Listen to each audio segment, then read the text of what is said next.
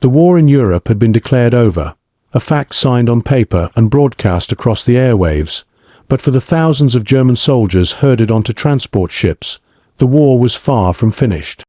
It had simply changed battlefields, retreating from the cratered landscapes of France and the dense forests of the Ardennes into the fortress of their own minds. In June of 1945, as they were unloaded onto the sun-baked soil of America, their pride was a ghost that marched alongside them. They were led through the gates of camps in Kansas, Texas, and Iowa, dust swirling around their worn boots, their field-gray uniforms hanging loose from weeks of dwindling rations. They were defeated, captured, and an ocean away from home, yet an unyielding arrogance lingered in their eyes, a final defiance, especially among the officers. One sweltering afternoon, a rumor rippled through the barracks, carried on whispers of broken English. Word spread that the Americans would be feeding them in a place they called a cafeteria. The foreignness of the word itself was enough to spark amusement, and soon the stifling heat of the wooden barracks was filled with derisive laughter. A lieutenant from Hamburg, a man whose family had prided itself on its maritime wealth, sneered openly. "Cafeteria," he scoffed, his voice dripping with condescension. Such a clumsy word could only mean a cheap tavern or a chaotic lunchroom for schoolchildren. He declared to his rapt audience of younger soldiers that Americans, with their loud films and childish fantasies, knew nothing of the sacred ritual of the table. Their meals, he proclaimed, are as tasteless as their culture noisy, cheap, and utterly devoid of dignity. His comrades chuckled in agreement, their own memories fueling the fire of contempt. They spoke of Germany, where dining was treated as an art form, a pillar of civilization that preserved order even as bombs fell from the sky. The irony, of course, was a bitter pill swallowed in private. Many of these same men had not seen a full, satisfying meal in months, perhaps years. Bread had become a luxury, potatoes were strictly rationed, and meat was a phantom that haunted their dreams. Yet, pride was a more potent sustenance than hunger. They clung fiercely to the memory of oak-paneled officers' mess halls, of crisp white tablecloths, sausages arranged with geometric precision, and wine bottles uncorked with solemn ceremony. It was never just about the food. It was about the performance, the tangible expression of hierarchy and discipline that was the bedrock of their world. To these Germans, dining meant order. It meant respect. And they assumed, with the certainty of the culturally superior, that the Americans possessed none of it. They imagined tin cups filled with watery soup, a single slice of dry, tasteless bread, and being forced to eat like cattle from a communal trough. One young private, barely old enough to shave, muttered that it would be the ultimate humiliation: one pot, one spoon, no dignity. Even the gnawing emptiness in their stomachs could not silence their smugness. They were convinced that America was too crude, too brash, too hopelessly new to understand what a meal should truly mean.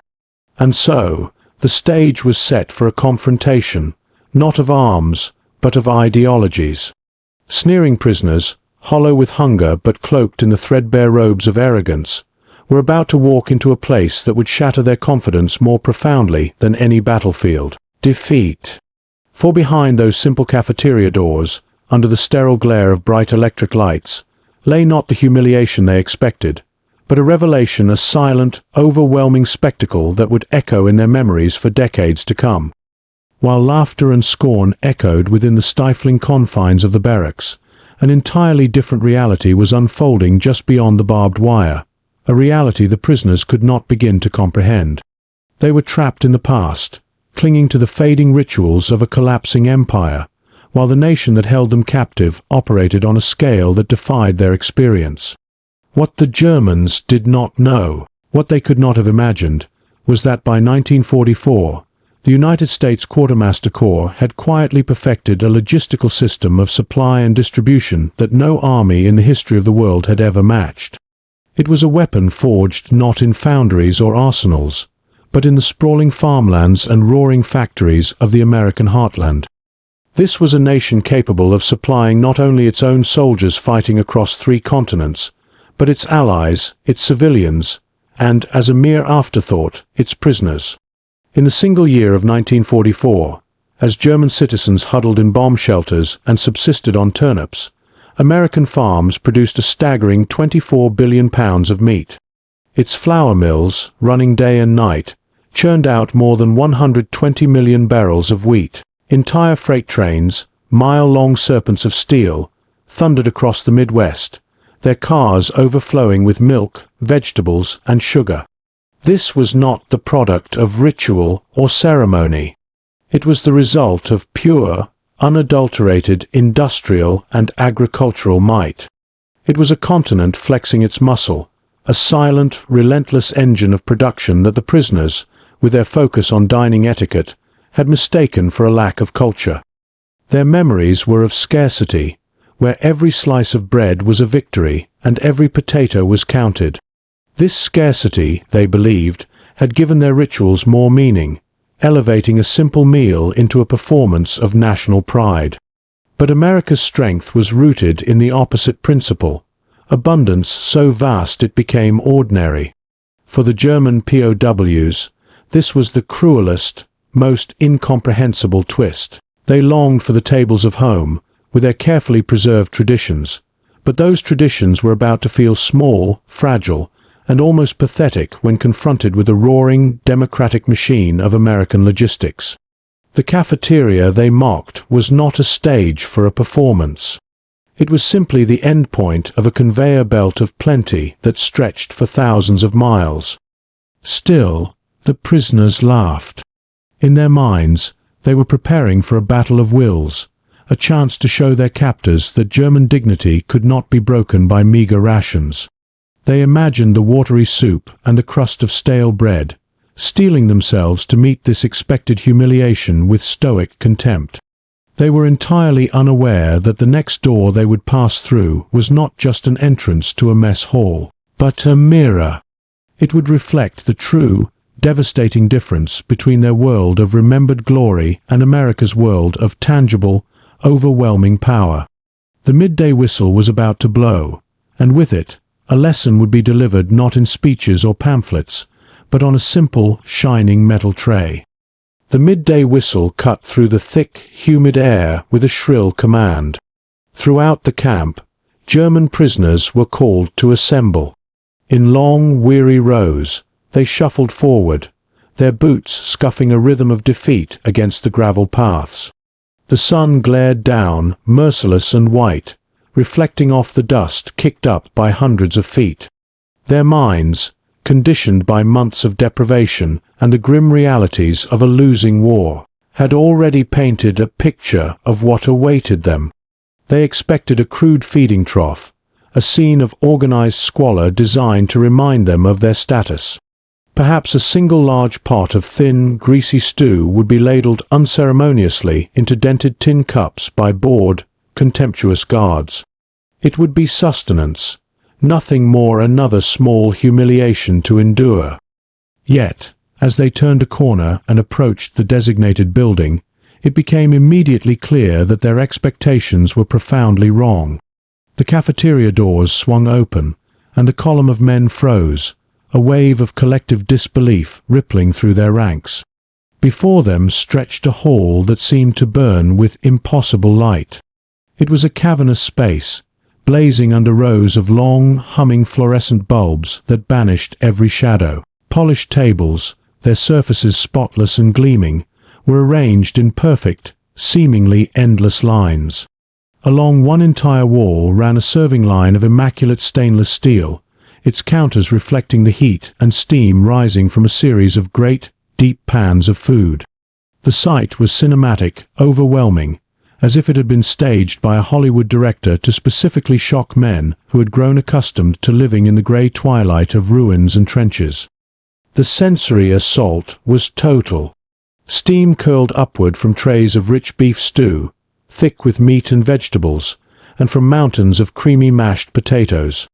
Loaves of freshly baked bread were stacked higher than any prisoner had seen since well before the war began. In other trays, green beans glistened under the heat lamps, and perfectly sliced cakes were arranged in neat, disciplined rows. Great pitchers of milk and pots of dark, fragrant coffee stood ready, waiting to be poured. The very air was thick with warmth and the rich aromas of roasted meat, yeast, and baked sugar smells so alien and luxurious they seemed to belong to a forgotten world. For a long, stunned moment, an absolute silence fell over the prisoners. Their carefully constructed arrogance, the last shield protecting their identity, began to falter and crack under the sheer sensory force of this incredible abundance. A young corporal near the front, his face pale with shock, whispered to no one in particular, "This is for prisoners." Another soldier, a boy of barely 20, blinked rapidly, his eyes wide, as if fearing the vision would vanish like a mirage. Their gazes darted from the food to the American guards, half expecting a cruel laugh, waiting for the punchline to a joke they did not understand. But the guards simply gestured toward the trays with an air of impatient, business-like efficiency. To them, this mountain of food was utterly ordinary, nothing remarkable at all. And that nonchalance was the most devastating blow. Only months earlier, some of these same German soldiers had stood shivering in Berlin's ration lines, waiting for hours for a scrap of black bread or a cup of turnip soup.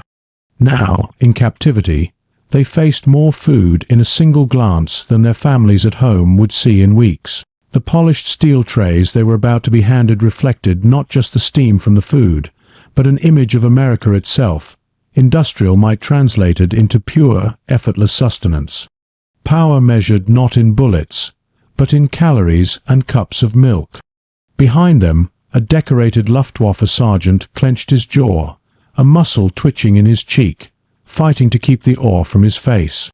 But even he faltered as the line began to move, because in that moment, the proud, cherished rituals of German dining, the toasts, the ceremony, the solemn dignity seemed almost quaint, a fragile and pathetic memory against the glowing, industrial scale of this hall. They stood on the edge of something far more profound than hunger. They stood before a revelation. And as the first man stepped across the threshold to take hold of a shining American tray, he realized that the very thing they had mocked only hours before was about to strip away the last remnants of the pride they had carried across an entire ocean.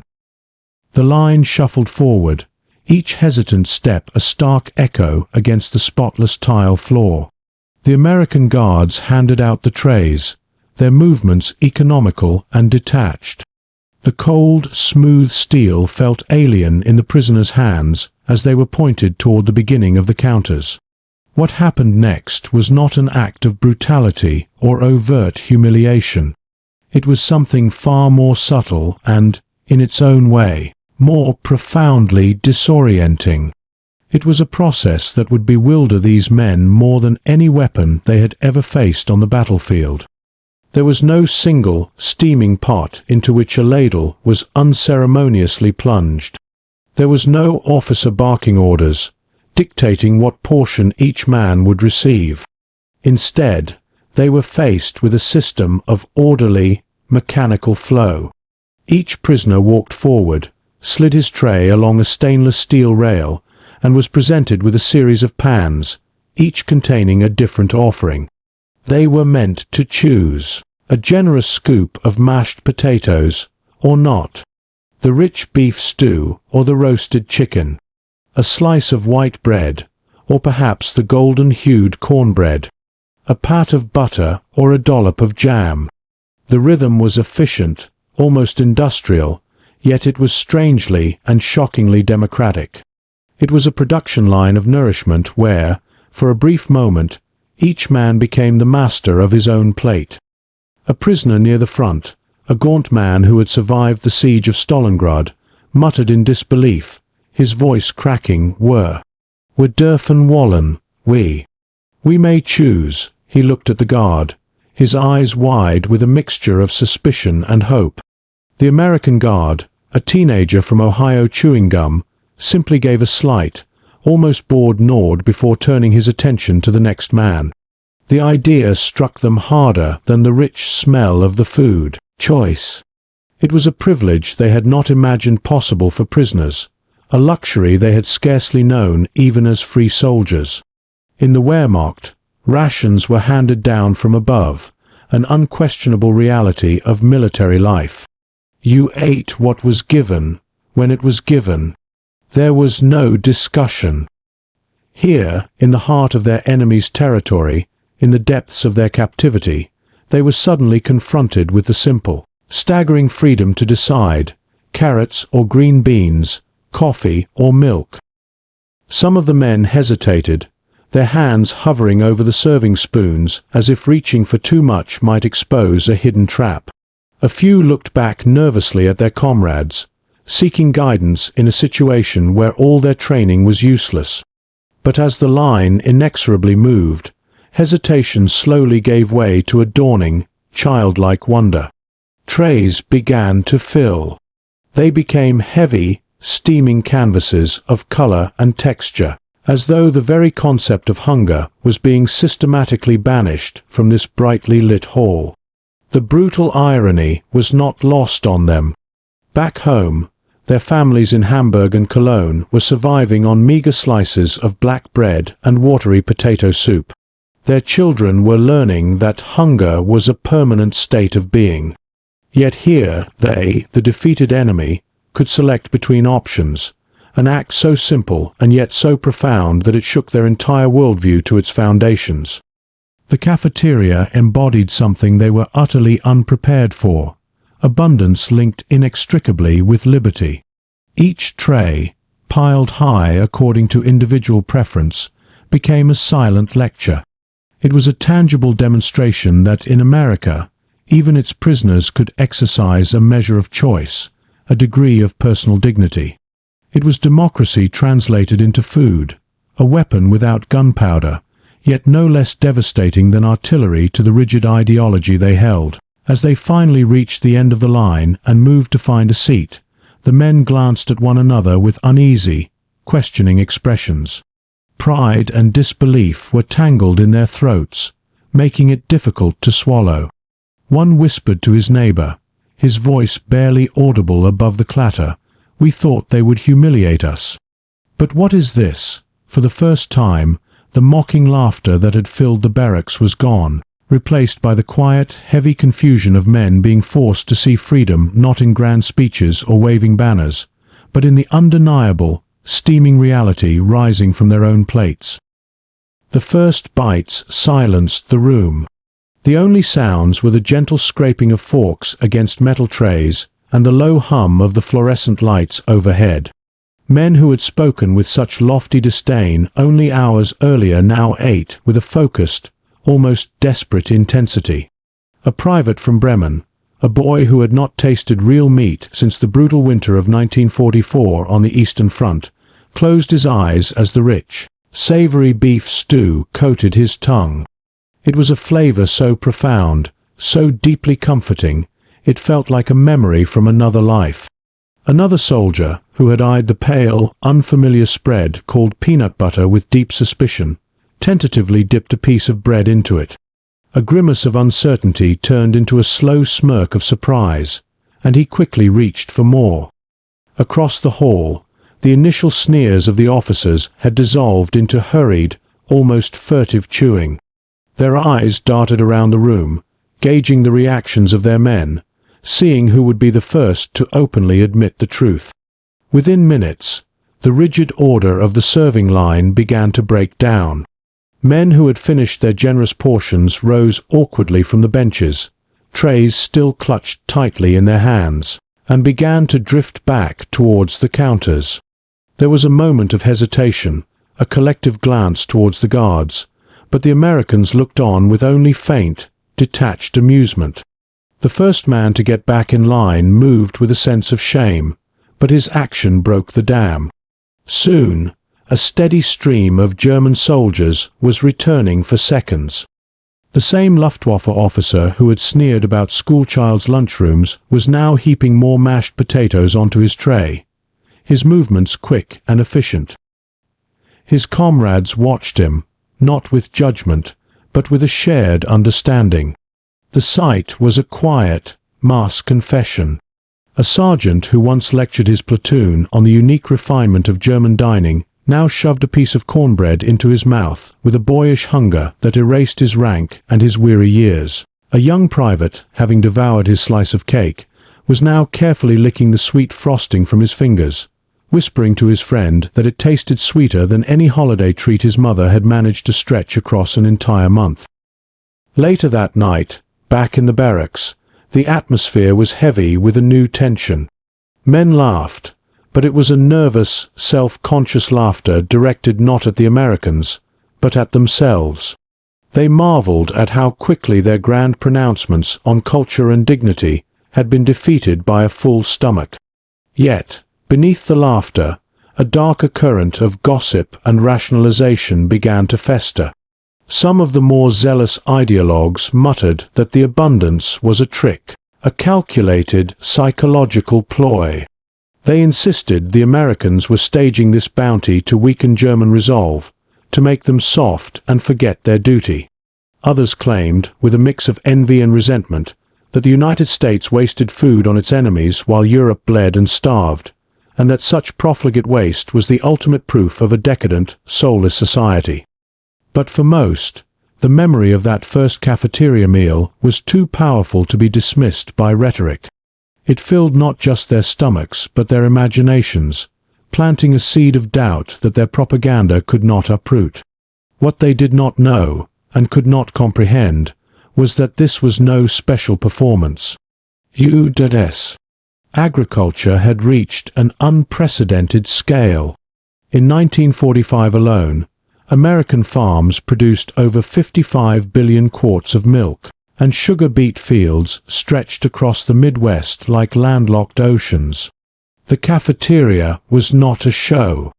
It was simply the mundane, everyday byproduct of a system that dwarfed anything in Europe. To the prisoners, every slice of cake and every glass of milk was irrefutable proof that the war had been lost long before their formal surrender on the battlefield. That night, as they lay on their cots, the men argued in hushed tones. Was America strong because of its tanks and bombers, or because of its food? Could an empire built on disciplined sacrifice ever hope to defeat one built on limitless abundance? A captain, a man decorated for bravery at Kursk, stared at the wooden ceiling in the darkness, the questions echoing in his mind.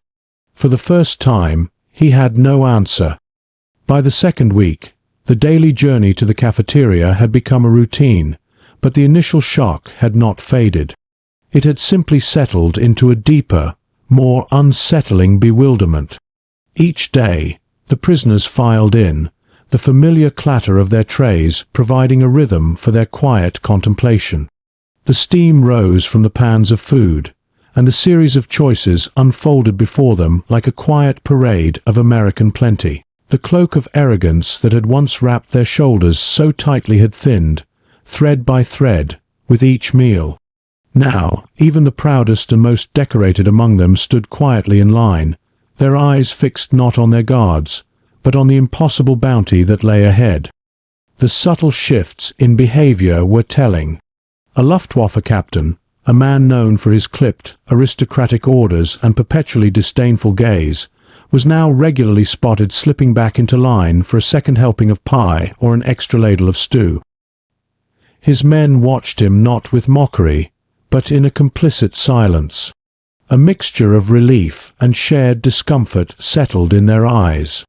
Pride, it turned out, was difficult to maintain when confronted daily with roast beef, fresh coffee, and sweet cornbread, all offered without condition. An infantry officer, who had once delivered long, impassioned lectures in the barracks on the vulgarity of American consumerism, now held his tray close to his chest, carefully balancing 2 slices of cake as he navigated his way to a table. Nobody laughed. Hunger and abundance had united them more effectively than any rank or ideology ever could. But there was another layer to the cafeteria experience that unsettled them on an even more fundamental level, digging at the very foundations of their worldview.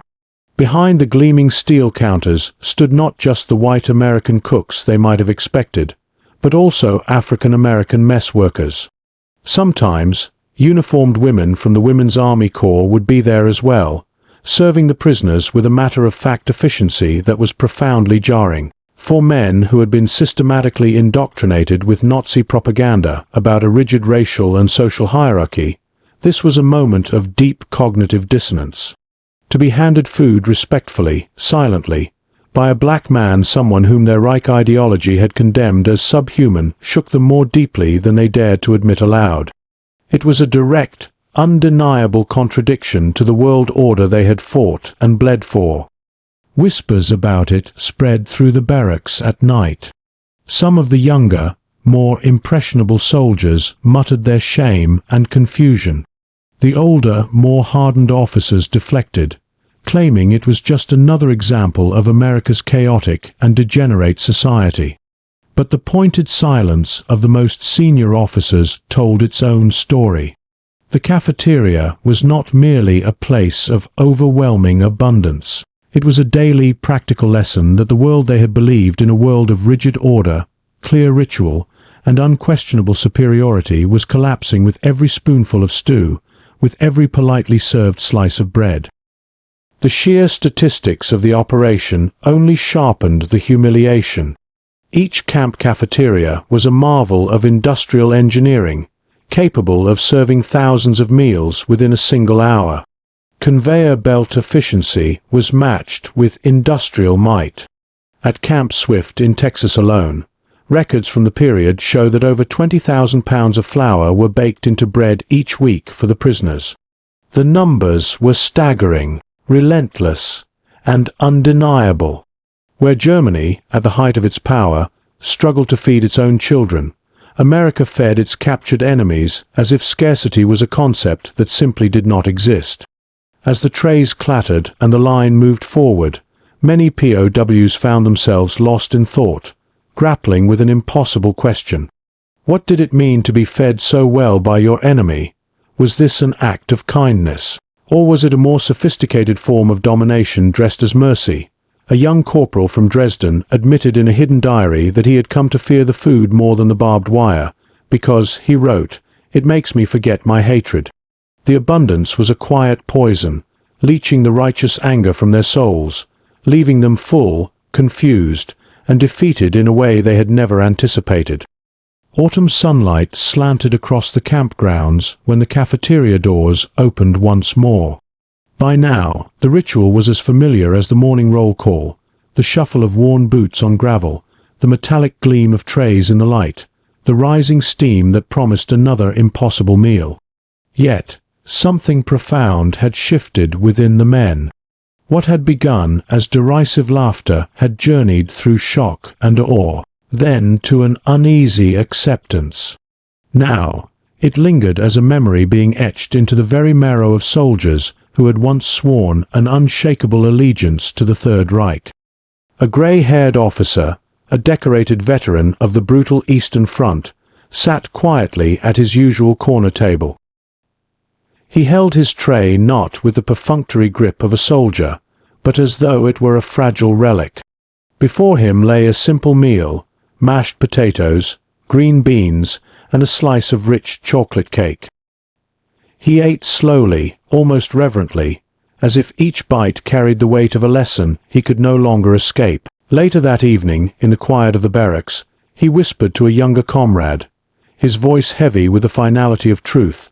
They win not only with guns, but with their ability to feed even us. We were wrong to laugh. The sentiment, once unthinkable, was now the unspoken consensus. The cafeteria had become more than a mess hall. It was a symbol, a theatre of abundance where the play never ended.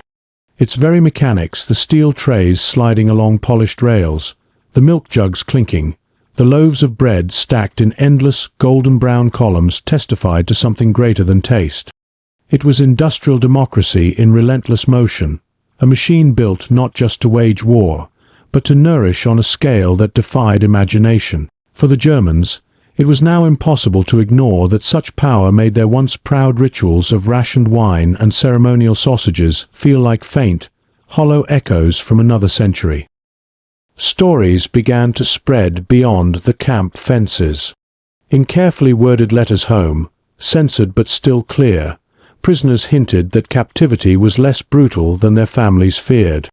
Others remained silent, ashamed that their most haunting memory of the war was not the roar of gunfire or the shadow of bombers, but the quiet, overwhelming abundance of an enemy cafeteria.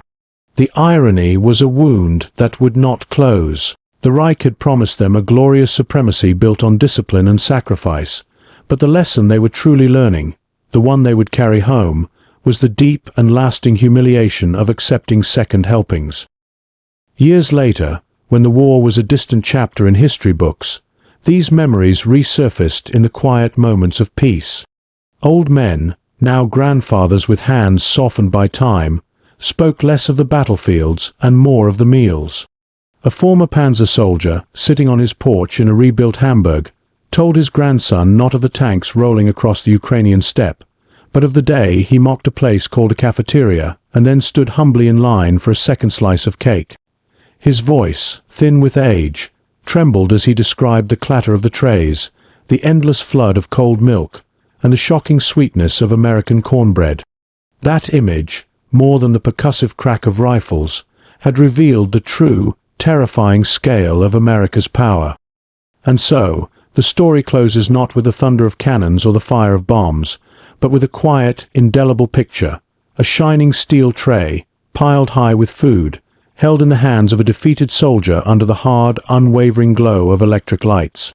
For the prisoners who once scoffed, it was a weapon stronger than any artillery shell, a lesson carried across an ocean and down through the decades that abundance itself, offered without ceremony, could break the walls of pride more surely than any bomb.